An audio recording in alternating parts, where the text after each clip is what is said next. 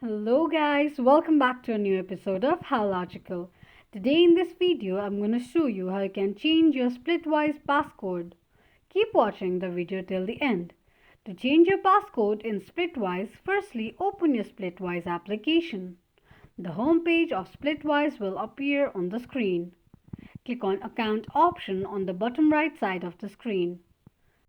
Scroll all the way down and tap on Passcode. Choose whether you want to change passcode, turn off passcode or change passcode timeout. To change your passcode of Splitwise, click on Change Passcode. Enter your old passcode and enter your new passcode and re-enter it once again.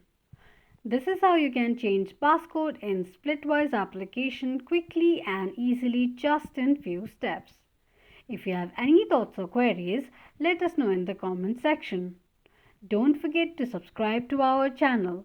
Also, press the notification bell icon so that YouTube will notify you whenever we post a new video. I hope this video was helpful to you. Thank you so much for watching.